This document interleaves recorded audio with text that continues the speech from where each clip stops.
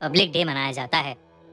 इस national holiday के दिन सुबह राजघाट पर एक बहुत बड़ी परेड होती है और कई स्कूल्स कॉलेजेस में सेलिब्रेशन भी की जाती है। लेकिन एक रिपब्लिक डे एक छोटे से शहर में एक लड़के के साथ कुछ ऐसा हुआ जिससे उसकी जिंदगी बदल गई। ये कहानी 1990 की है और ये एक सच्ची घटना पर आधारित है। अखिल 10 साल का था और सर्दी का महीना चल रहा था और अखिल अपने दादा दादी के पास रहने आया हुआ था। उसके दादा दादी जयपुर से कुछ 150 किलोमीटर दूर देवली में रहते थे।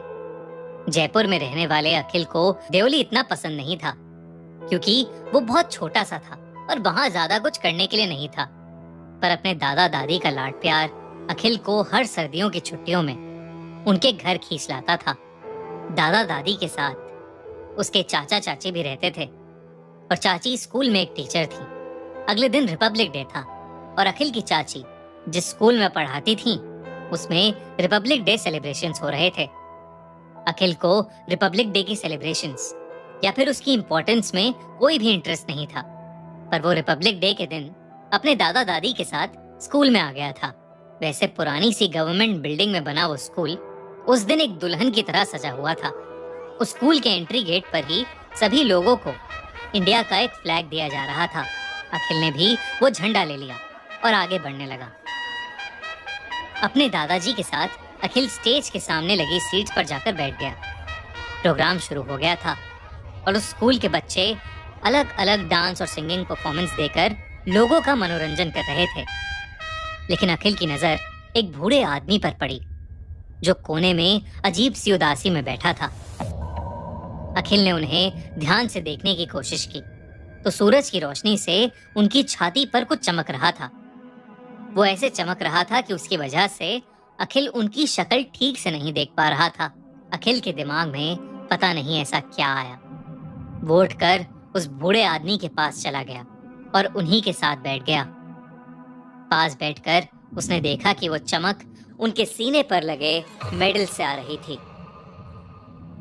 अखिल ने उन्हें ऊपर से नीचे पूरी तरह देखा तो वो काफी फॉर्मली ड्रेस थे और सीधा उस स्टेज की तरफ देखे जा रहे थे। अखिल उन्हें देख ही रहा था कि वो अचानक उसकी तरफ मुड़े और उसे घूर कर देखने लगे। अखिल को उनसे एक अलग सा डर लगा, लेकिन तभी उस बूढ़े आदमी ने अखिल से कहा, हैप्पी रिपब्लिक डे बेटा। अखिल ने भी उन्हें विश किया। तभी उस आदमी ने उससे पूछा कि क्या अखिल भी इस फंक्शन में पार्टिसिपेट कर रहा है। अखिल ने उन्हें मना करते हुए कहा कि वो स्कूल से नहीं है और वो भी उन्हीं की तरह सिर्फ एक दर्शक है। तभी उस बूढ़े आदमी ने अखिल को जवाब दिया कि वो जब अखिल की उम्र के थे तो हमेशा रिपब्लिक डे सेलिब्रेशंस में भाग लेते थे। उन्होंने अखिल को बताया कि वो एक मिलिट्री ऑफिसर थे और वो अभी हाल ही में रिटायर हुए थे। अखिल को अब उन चमकते मेडल्स के पीछे का रहस्य समझ आ गया। उस बूढ़े आदमी ने अखिल से कहा कि वो पिछले साल रिपब्लिक डे के फंक्शन के लिए उस स्कूल में चीफ गेस्ट भी थे, लेकिन इस साल उन्हें स्कूल वालों ने बुलाया ही नहीं और इसलिए वो खुद ही आ गए। अखिल को ये सारी बातें बहुत इंटरेस्टिंग लगने लगी, लेकिन तभी वो बूढ़े आदमी एकदम से शांत हो गए। फिर कुछ सेकंड्स बाद उन्होंने अखिल से पूछा कि आखिर वो कहाँ से है। अखिल ने बड़े ही उत्साह के साथ कहा कि वो राजस्थान से है, लेकिन उस बूढ़े आदमी ने अखिल से कुछ अजीब सा पूछा। उसने अखिल से पूछा, राजस्थान से या इंडिया से? अखिल कुछ समझा नहीं। अखिल को उनका ये सवाल समझ नहीं आया। तभी उस बूढ़े आदमी ने तेज आवाज में कहा, I am captain Jaisingh from India. उनकी आवाज से अखिल के रोंगटे खड़े हो गए। उन्होंने कहा कि हम सभी पूरे देश में धर्म, जात, राज्य और न जाने कितनी चीजों पर भेदभाव करते हैं, जबकि हम सभी की सिर्फ एक ही पहचान होनी चाहिए, इंडियन, यानी भारतीय। अखिल जो पहले इन सब बातों के बारे में कभी नहीं सोचता था, अब उसके मन में इंडिया और इंडियन आर्मी के लिए एक नई रिस्पेक्ट जाग रही थी। अखिल और जयसिंह काफी समय तक बातें करते रहे। कुछ ही देर में फंक्शन की आखिरी परफॉर्मेंस भी खत्म हो गई। अखिल चाहता था कि उसके दादा भी कैप्टन जयसिंह से मिल पाएं, इसलिए वो अपने दादा को बुलाने के लिए अपनी सीट पर वापस गया। वो अपने दादाजी को लेकर जब तक कैप्टन के पास आया तब तक कैप्टन वहां से जा चुके थे। अब उस सीट पर कोई नहीं बैठा था। अखिल ने जगह जगह उन्हें ढूंढने की कोशिश की पर वो उसे कहीं नहीं मिले। अखिल के दादा पहले ही उससे थोड़ा गुस्से में थे क्योंकि वो पूरे फंक्शन में गायब था, इसलिए उन्हें अखिल की बात झूठी लग रही थी। पर जैसे ही अखिल ने बताया कि जिनसे वो मिला उनका नाम कैप्टन जयसिंह है तो अखिल के दादा एकदम से शांत हो गए। अखिल को अपने दादा को देखकर ऐसा लग रहा था कि जैसे उस कैप्टन का नाम सुनकर उसके दादाजी के होश ही उड़ गए हों। लेकिन उसके दादा ने बिना कुछ बोले अखिल का हाथ पकड़ा और उसे स्टेज के पास ले गए।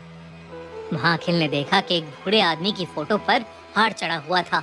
वो बूढ़ा आदमी और कोई नहीं बल्कि कैप्टन जयसिंह था और उस फोटो के नीचे लिखा था, in the loving memory of captain Jaisingh. Akhil के दादा ने उसे बताया कि कैप्टन जयसिंह 6 महीने पहले ही गुजर गए थे और हमेशा के लिए अमर हो गए थे।